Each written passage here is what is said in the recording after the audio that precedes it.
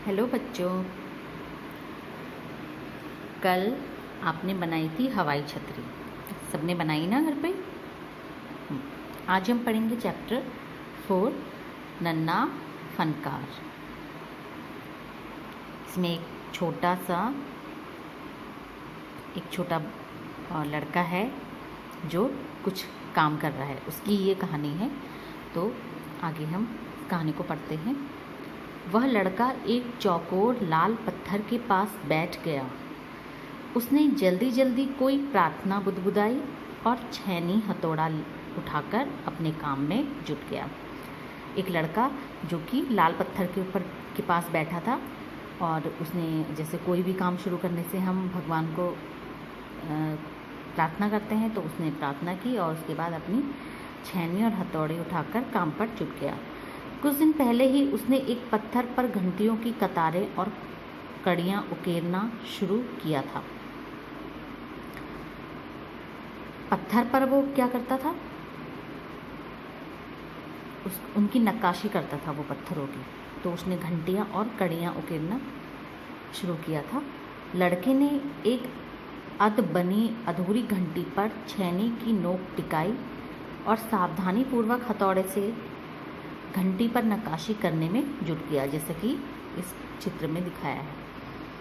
हथौड़े के वार से पत्थर पर जो टकराव उभरता, उससे पत्थर की किरचें छितरा जाती और वह आंखें सिकोड़ लेता। जैसे हम किसी चीज़ पत्थर पे मारते हैं, किसी लोहे की चीज़ से, तो उस पर जो पत्थर के कण होते हैं वो इधर उधर छिटक जाते हैं। तो वो उसकी आँख पर जा रहे थे, तो वो अपनी आँख सिकोड़ लेता था। साथ साथ धीमी आवाज़ में वह कुछ गुनगुनाने भी लगता था। धीरे धीरे कुछ गाना गुनगुना रहा। उसके चारों ओर दूसरे संगत राश भी अपने अपने काम में डूबे हुए थे। केशव 10 साल का था, सिर्फ 10 साल का ये लड़का था और अपना काम सीख ही रहा था। वो अपना काम करना भी सीख रहा था। पिता के एक बार करके दिखा देने पर वह सीधी लकीरों वाली और घुमावदार डिज़ाइन उकेर सकता था। सिर्फ एक बार उसके पापा उसको सिखाते थे, उसके बाद वो अच्छे से अपना काम कर लेता था। अब तक उसने नक्काशी का जो भी काम किया था, उनमें से इन घंटियों को बनाना ही ज़्यादा मुश्किल था। केशव जानता था कि एक दिन तो ऐसा ज़रूर आएगा जब वह बहुत बारीक जालियाँ, महीन नफीस बेल बूटे, कमल के फूल, लहराते हुए सांप और इठलाकर चलते हुए घोड़े, ये सब पत्थर पर उकेर पाएगा, ठीक उसी तरह जैसे उसके पिता बनाते हैं। पुराने ज़माने में क्या होता था, राजाओं के महल होते थे, तो उन पर क्या होता था, नक्काशियाँ की जाती थी। तो वो नक्काशियों का काम ये केशव सीखना चाहता था। कई साल पहले, जब वह पैदा भी नहीं हुआ था, उसके माता पिता गुजरात से आगरा आकर बसे हुए थे। बादशाह अकबर उस वक्त आगरे का किला बनवा रहे थे और केशव के पिता को यही काम मिल गया। केशव का जन्म भी आगरा में हुआ। आगरा का जो किला है, उसमें नक्काशी का काम कर रहे थे उसके पिता। तो उसे गुजरात के पुस्तैनी गांव जाने का तो कभी मौका ही नहीं मिला, मगर जब बाद में उसको अपने पुस्तैनी गांव, जो उसका गुजरात पुस्तैनी गांव था, तो वहाँ उसको जाने का मौका नहीं मिला। आगरे की गलियाँ और अब सीकरी, बस यही उसका घर था। चारों ओर हो रही छैनी हथौड़ों के ठक ठक खड़ खड़ के बीच केशव को किसी के कदमों की आहट भी न सुनाई पड़ी। उसके पास कोई आता है तो उसको नहीं सुनाई देता है कि कोई मेरे पास आ रहा है। इसलिए अचानक कानों में एक आवाज़ पड़ने पर वह चौंक गया। क्या आवाज़ थी वह? माशा अल्लाह, ये घंटियाँ कितनी सुंदर हैं, तुमने खुद बनाई हैं।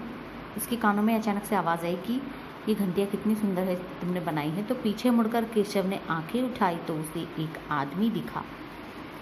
बेशक मैंने ही ये घंटियाँ बनाई हैं और मैं आपको पत्थरों पर नक्काशी करता नजर नहीं आ रहा?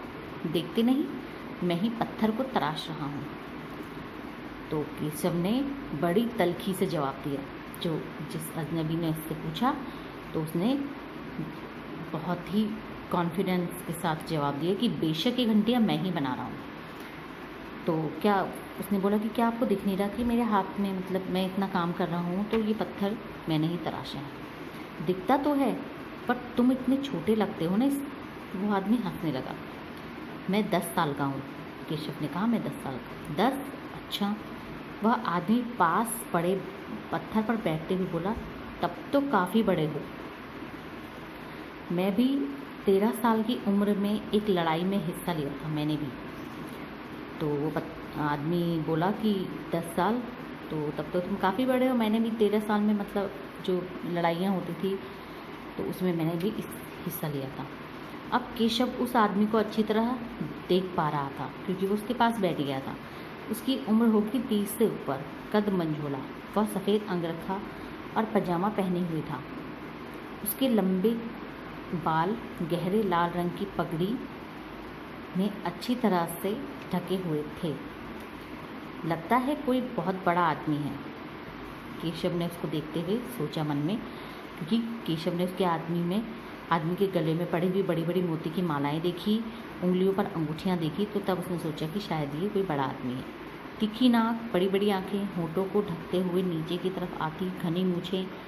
केशव उस आदमी के व्यक्तित्व का मुआयना कर ही रहा था, तभी उस आदमी ने एक नक्काशी की तरफ इशारा करते हुए देखा। इस लड़ी में अभी काफ़ी काम बाकी है। इससे पहले कि केशव कोई जवाब देता, उसने किसी की तेजी से दौड़कर आने की आवाज़ सुनी। यह और कोई नहीं, महल का पहरेदार था। हुजूर, माफ़ी करें, मुझे आपके आने का पता ही नहीं चला, हाँफते हुए उसने बोला।